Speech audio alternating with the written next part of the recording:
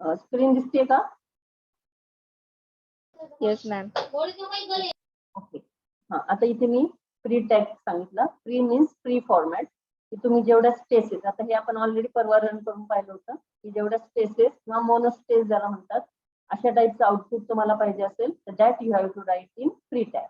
आता free stand for free format. त्यानंतर another use of your free format tag is here, like you want to display the information in terms of columns. म्हणजे तुम्हाला columns create करायचे असेल तर जर roll number name आपण free tag मध्ये नाही टाकलं तर फक्त एक एक स्पेस त्यामध्ये सोडली जाईल. तर इथे जर मल्टिपल स्पेसेस तुम्हाला पाहिजे असेल तर ते तुम्ही फ्री टॅग मध्ये टाकू शकता. इथपर्यंतचा पार्ट आपण परवा पाहिलेला होता. तर फ्री टॅगचा यूज दोन टाईप मध्ये, you want to display your text in monospace format और you want to display the information in columnar format. दोन टाईप मध्ये तुमचा फ्री टॅगचा यूज होतो. कळले का मग हे टॅग? हो.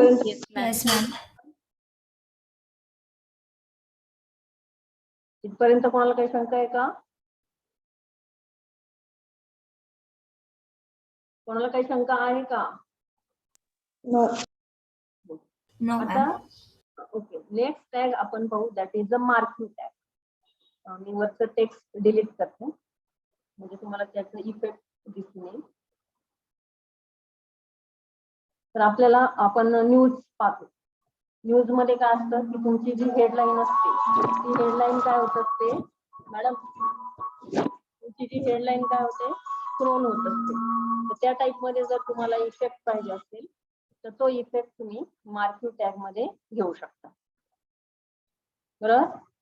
तर समजा आता मला ठीक आहे, मी hello how are you text लिहिते आणि ते तुम्हाला स्क्रोल करायचं.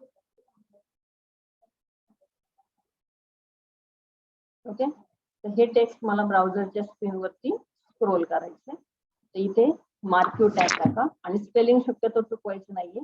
MARQUEE.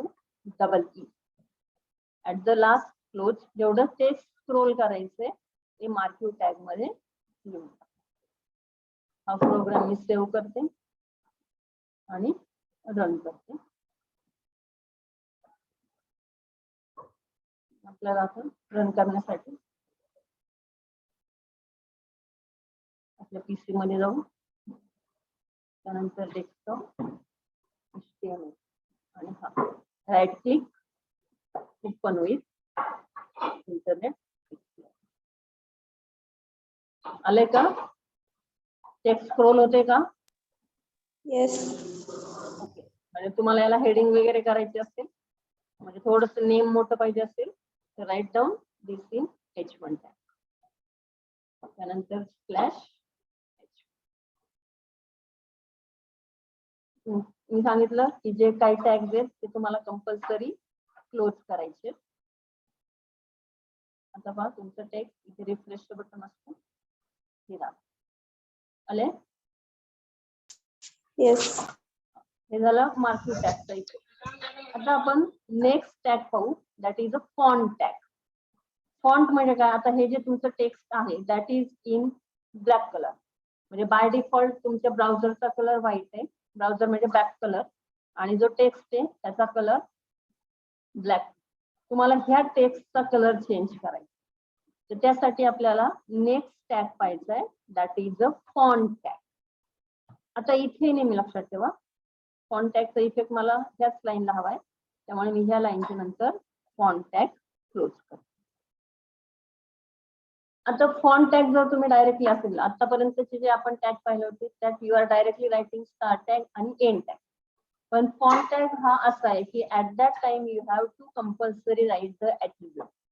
फॉन्ट टॅग बरोबर तुम्हाला ऍट्रिब्यूट कंपल्सरी लिहायचे, कारण की ऍट्रिब्यूट लिहिले नाही तर फॉन्ट टॅगचा इफेक्ट तुम्हाला दिसणार नाही. मग हा जो फॉन्ट टॅग आहे त्याच्याशी रिलेटेड 3 ऍट्रिब्यूट्स आहेत. फर्स्ट म्हणजे तुमचा कलर. त्यानंतर कलर ऍट्रिब्यूट तुम्हाला इथे पाहिजे तर नेहमी लक्षात ठेवा कलरचं स्पेलिंग HTML मध्ये लिहिताना नेहमी COLOR याच टाइप मध्ये लिहायचं. आपण नॉर्मल इंग्लिश मध्ये लिहिताना COLOUR या टाईप मध्ये लिहितो, पण इथे लक्षात ठेवा कलरचं स्पेलिंग लिहिताना COLOR असंच तुम्हाला लिहायचंय. तर हे एक ऍट्रिब्यूट मी सांगितलं. ऍट्रिब्यूट यूज करताना write down space, attribute name equal to symbol in double code write down the value. आता ह्या टॅगचा आपण इफेक्ट पाहू की तुमचं टेक्स्ट तुम्हाला स्क्रोल होताना दिसतंय का. आला रेड कलर. Yes.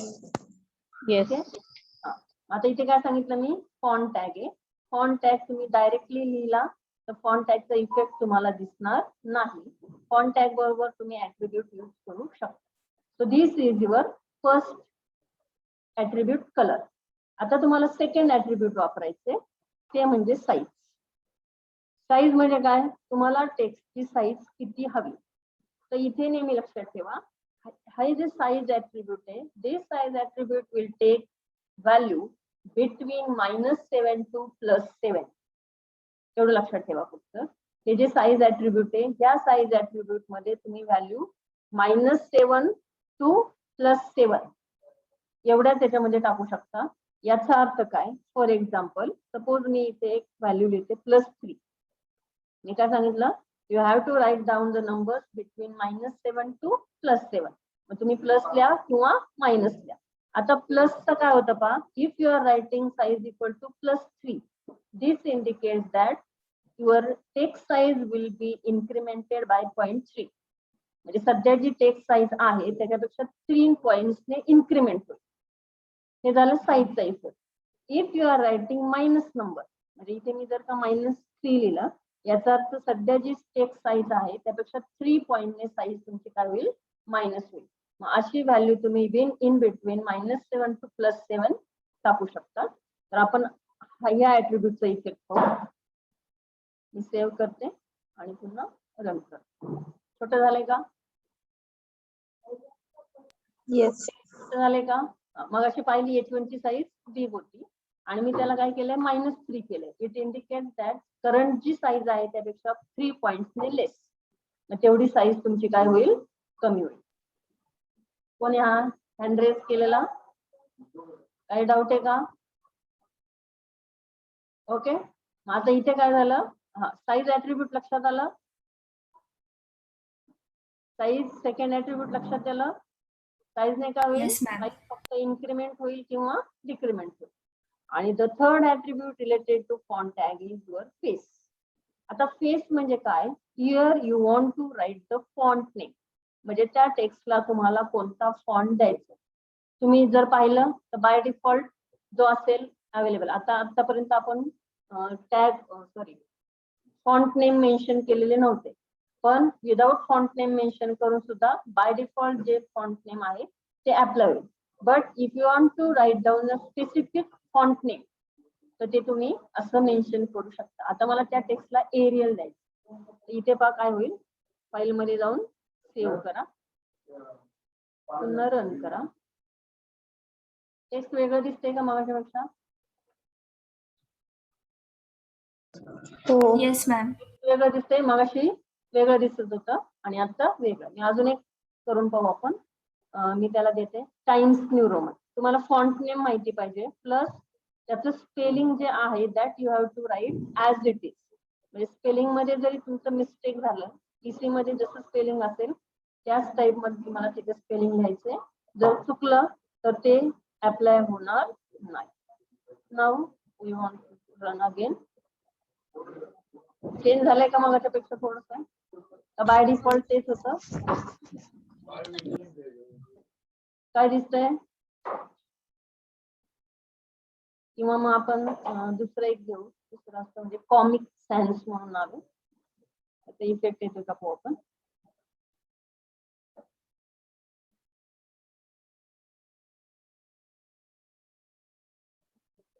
नाही, म्हणजे इथे आपलं स्पेलिंग थोडस चुकलं असेल. इथे आपण पाहू वेगवेगळे फॉन्ट आणि त्यामधलं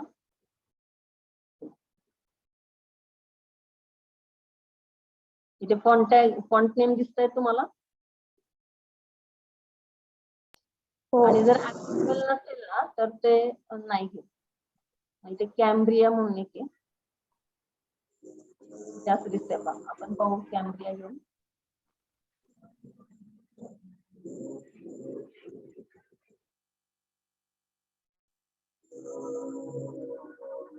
माईक कोणाचं चालू असेल तर ऑफ करा.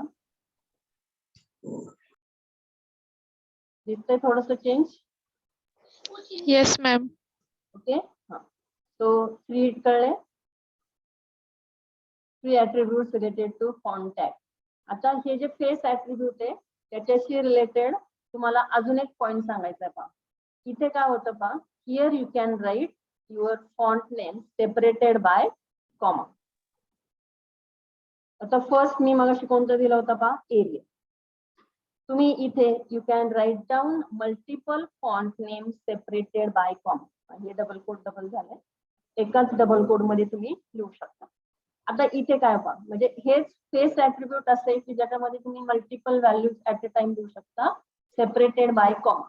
आता इथे काय पहा, आता आपण पाहिलं की जर तुम्ही एकच टॅग दिला किंवा एकच फॉन्ट दिला तर तो अप्लाय होतो. पण जेव्हा तुम्ही multiple font name spaces comma देऊन मेन्शन करता तेव्हा काय होतं पहा, इथे फर्स्ट चेक केलं जातं की एरियल फॉन्ट अवेलेबल आहे का नाही. जर एरियल फॉन्ट अवेलेबल असेल तर तुमच्या टेक्स्टला एरियल फॉन्ट दिला जातो. जर एरियल फॉन्ट तुमच्याकडे अवेलेबल नसेल म्हणजे पीसी मध्ये, it checks for the second font name. मग तो चेक करेल कॅम्ब्रिया फॉन्ट आहे का, असेल तर तो अप्लाय केला जाईल. आणि in case if both fonts are not available in your PC then it gives by default font. त्याचं मिनिंग असं असतं की जर जे नेम तुम्ही फर्स्ट टाइम लिहिलंय तो फॉन्ट असेल तर टेक्स्टला अप्लाय केला जाईल, पुढच्या फॉन्टचा विचार केला जात नाही. पण जर फर्स्ट टॅग अवेलेबल नसेल फर्स्ट फॉन्ट तर तो सेकंड फॉन्ट चेक करतो. सेकंड फॉन्ट अवेलेबल असेल तर सेकंड फॉन्ट अप्लाय होईल. आणि जर दोन्ही फॉन्ट अवेलेबल नसेल तर बाय डिफॉल्ट जो तुमचा फॉन्ट आहे तो त्याला दिला जातो. हे फक्त रिलेटेड टू फेस, त्याशी रिलेटेड तुम्ही व्हॅल्यू टाकू शकता. मग फॉन्ट टॅग कळला का? फॉन्ट टॅग कळला. हा, आणि इथे मी काय सांगितलं की तुम्हाला प्रत्येक टॅग रिलेटेड जे ऍट्रिब्यूट्स आहेत ते लक्षात ठेवायचे. प्रत्येक वेळेस मी तुम्हाला ऍट्रिब्यूट्स नेम मेन्शन केले आणि attributes name you have to write down separated by space. इथे मी कोणत्याही प्रकारचा कॉमा, डॉट, क्वेश्चन मार्क काही दिलेलं नाही. आणि तुम्हाला मी त्याचा एक सिंटॅक्स सांगितलाय, attribute name equal to double quote मध्ये कलर. इथे जो आता कलर आपण स्कीम पाहणारच आहे की HTML मध्ये कलर स्कीम कशी असते, तर इथे तुम्ही डायरेक्टली कलर नेम मेन्शन करू शकता. समजा मला ब्ल्यू कलर हवाय किंवा येलो कलर हवाय तर तुम्ही डायरेक्टली येलो नेम मेन्शन करू शकता. हे झालं फर्स्ट ऍट्रिब्यूट कलर. त्यानंतर साईज. साईज मध्ये तुम्ही व्हॅल्यू लिहू शकता बिटवीन -7 टू +7.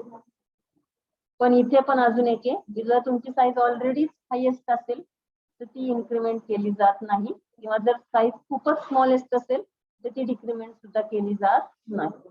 आणि तिसरं जे आहे ते म्हणजे तुमचं फेस. फेस म्हणजे तुम्हाला कोणता फॉन्ट अप्लाय करायचा आहे.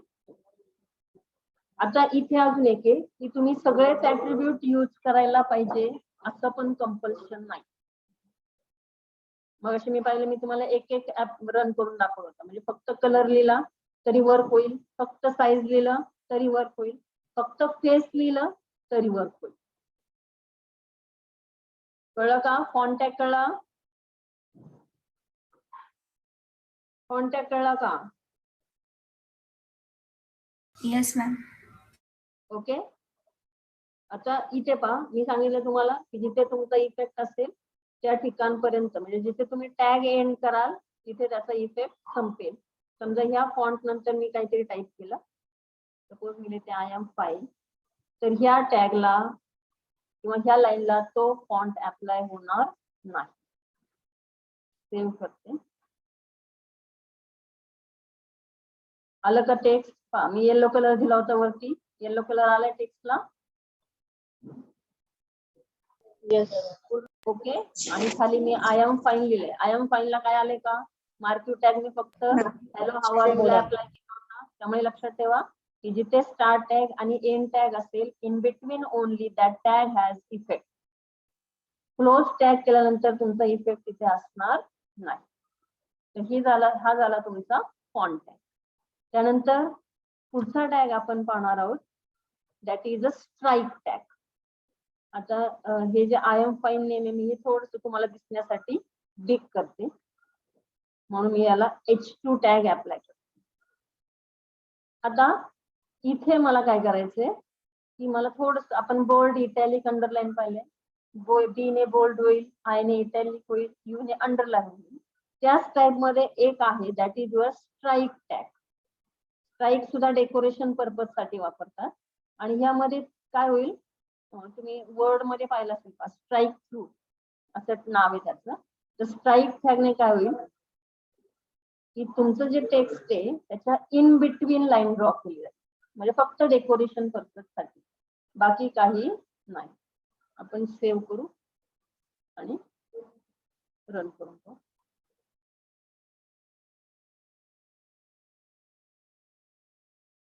आले का? मी H2 टॅग अप्लाय केला होता तुम्हाला दिसण्यासाठी, त्यामुळे इथे H2 चा इफेक्ट आलाय. आणि मी स्ट्राईक टॅग वापरलाय फक्त आय एम फाईन साठी. मग स्ट्राईक टॅगने काय होईल, तुमचं जे टेक्स्ट आहे त्याच्यामध्ये फक्त इन बिटवीन एक लाईन ड्रॉ केली जाईल. आले का? स्ट्राईक टॅगचा इफेक्ट कळला का? हो. हा, म्हणजे मी काय सांगितलंय, काही काही टॅग असे आहेत की जे तुम्ही डायरेक्टली वापरू शकता, पण फॉन्ट टॅग असा आहे की जो तुम्हाला कंपल्सरी त्याच्या बरोबरच, ऍट्रिब्यूट बरोबरच वापरायचा. आता हे झालं स्ट्राईक टॅग. त्यानंतर पुढचा टॅग आपल्याला पाहायचा आहे तो म्हणजे HR टॅग. HR टॅगचा लॉंग फॉर्म काय आहे? Horizontal rule. Horizontal rule tag is use just for the decoration purpose. की तुम्हाला फक्त डेकोरेशन म्हणजे काय, तुमचं ब्राउझर वरती एक लाईन ड्रॉ करायची आहे, और you want to create the partition of your browser. Browser मध्ये पार्टिशन करायचे. आता इथे पहा, मी फक्त इथे HR लिहिते आणि त्याचा काय इफेक्ट दिसतोय तो आपण पाहू.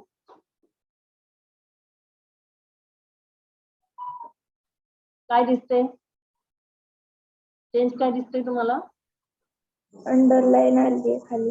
अंडरलाईन नाहीये. अंडरलाईन म्हणजे काय, याच्या खाली आली असती तर दॅट इज युअर अंडरलाईन. पण ही ब्राउझरच्या स्क्रीनवर आली आहे पहा, फुल लाईन. म्हणजे तुमचं ब्राउझर डिवाइड झालंय 2 पार्टिशन मध्ये. Yes. पार्टिशन. आता suppose hello how are you नंतर मला लाईन ड्रॉ करायची, मग मी काय करेन, आपला हॅलो हाऊ नेम इथे संपलंय, फॉन्ट टॅग संपल्यानंतर मी HR टॅग इथे टाकून देते. आणि HR टॅग क्लोज करायची गरज नाही. जसं BR टॅग आपण पाहिला, BR stand for break. Break म्हणजे काय, पुढचे जे कंटेंट्स आहे ते नेक्स्ट लाईनला डिस्प्ले करा. तसं HR टॅग, HR म्हणजे काय, हॉरिझॉन्टल रूल, की इथे पुन्हा पार्टिशन करा. म्हणजे थोडक्यात हे नेम डिस्प्ले केल्यानंतर एक लाईन ड्रॉ केली जाईल आणि I am fine name display केल्यानंतर अजून एक लाईन ड्रॉ केली. So HR stand for horizontal rule. आणि हा जो टॅग आहे तो फक्त डेकोरेशन पर्पज साठी वापरला जातो. आली का लाईन ड्रॉ? लाईन ड्रॉ झाली का HR ची? हो. कळलं मग HR टॅग. आता इथे लक्षात ठेवा जे टॅग आहेत ते, कारण की आपल्याला पुढे असं पाहिजे की तुम्ही प्रोग्राम वरनं तुम्हाला आउटपुट काढायचं. मग जिथे तुम्हाला HR टॅग येईल तिथे तुम्हाला अंडरलाईन म्हणजे असं मध्ये लाईन काढायची. HR टॅग कळला? HR चा लॉंग फॉर्म काय आहे? Horizontal rule. आणि हॉरिझॉन्टल रूलने काय होईल, फक्त लाईन ड्रॉ केली जाईल. आता HR tags related there are 2 attribute. एक आहे तुमचं साईज आणि दुसरं जे आहे ते तुमचं विड्थ. तर आपण पाहू आता साईजने काय होईल. साईजने काय होईल, तुमचं जी लाईन आहे त्याची साईज वाढली. आता इथे पहा, इथे मी नंबर छोटा लिहिलाय, आपण 50 घेऊन पाहू किंवा डबल कोड एक घेऊन.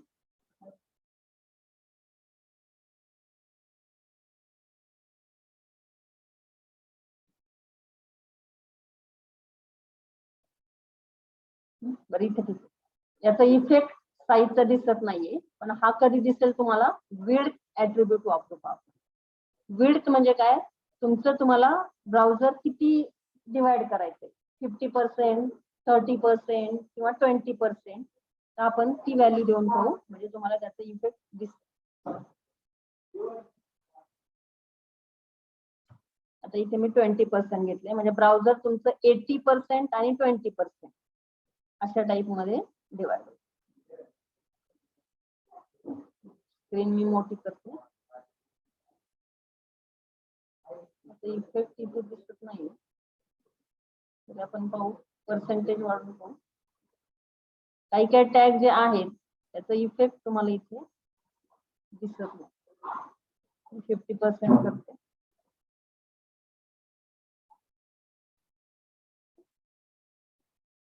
नाही, थोडक्यात तिथे काय होईल का, किंवा हे जे ऍट्रिब्यूट आहे ते त्याला सपोर्ट करत नसते दोन्ही पण. कारण की शक्यतो काय होतं, जेव्हा आपण विड्थ आणि साईज ऍट्रिब्यूट मेन्शन करतो तेव्हा हे जे तुमचं आहे त्याचं मध्ये चौकोन होईल. हे जे 2 लाईन दिसतात त्याच्याऐवजी तिथे फक्त चौकोन ड्रॉ केला जाईल. पण या दोन्ही टॅगचा इफेक्ट आपल्याला याच्यामध्ये दिसत नाहीये. त्यामुळे फक्त एवढं लक्षात ठेवा की सॉरी आपण कुठे लिहिलंय, H2 मध्ये लिहिलंय. आपल्याला कुठे लिहायचंय, HR मध्ये लिहायचं. बरोबर आहे का? हे तुमचे HR शी रिलेटेड ऍट्रिब्यूट्स.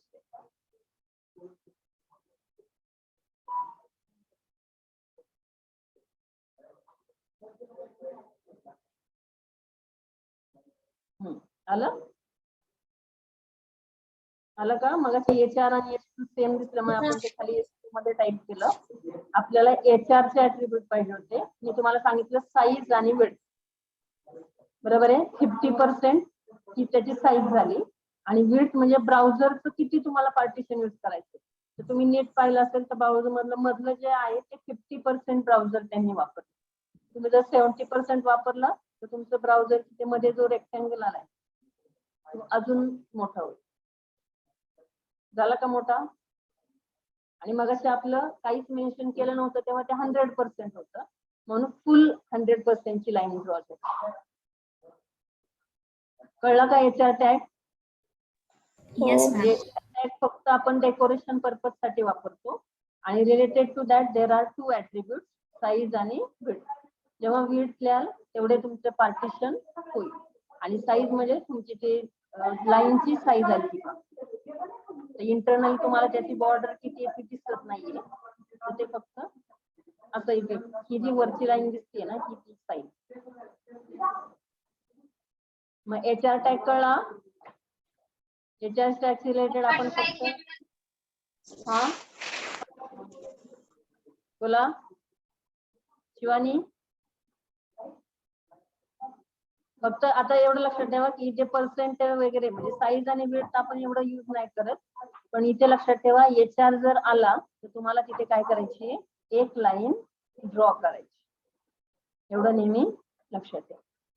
त्याच्यानंतर पुढचा टॅग आपल्याला पाहायचा आहे तो म्हणजे बिग. सपोज मी शाळेचं नाव लिहिते SSP. आता इथे मी काहीच मेन्शन केलं नाही, तर मला आउटपुट कसं दिसेल पहा. SSP नाव दिसतंय इथे. येस. आता हे जे नेम आहे ते आपलं बाय डिफॉल्ट नॉर्मल टेक्स्ट मध्ये आलं, तर तुम्हाला याची साईज फक्त 1 पॉइंटनेच इन्क्रीमेंट करायची.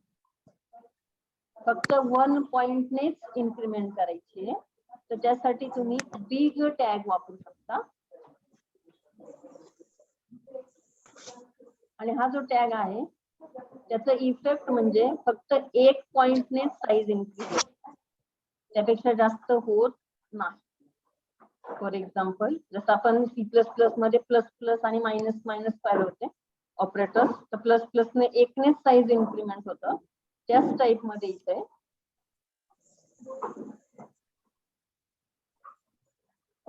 दिसते का इफेक्ट. साईज मग त्यापेक्षा थोडीशी इन्क्रीज झाली. बिग टॅग जो आहे त्याने काय होईल, your size will be just incremented by 1 point. आणि त्याच्याशी रिलेटेड तुमचा स्मॉल टॅग आहे. स्मॉल टॅगने काय होईल, तुमची जी साईज आहे ती 1 पॉइंटने मायनस होईल. म्हणजे आहेच्या पेक्षा 1 पॉइंटने मायनस. पण इथे पण जर साईज ऑलरेडी खूप स्मॉल असेल तर त्या टॅगचा इफेक्ट असणार नाही. आणि बिग मध्ये सुद्धा साईज जर ऑलरेडी बिग असेल तर त्या टॅगचा इफेक्ट असणार नाही. आलं का पहा, मगाशी नॉर्मल टेक्स्ट होतं त्याच्यापेक्षा साईज 1 ने कमी झाली. ही साईज इन्क्रीमेंट झाली आणि ही साईज 1 ने डिक्रीमेंट झाली. ओके, कळले का एवढे टॅग? हो. आता आपलं हे संपलंय, मीटिंगचा टायमिंग संपलाय. मी रेकॉर्डिंग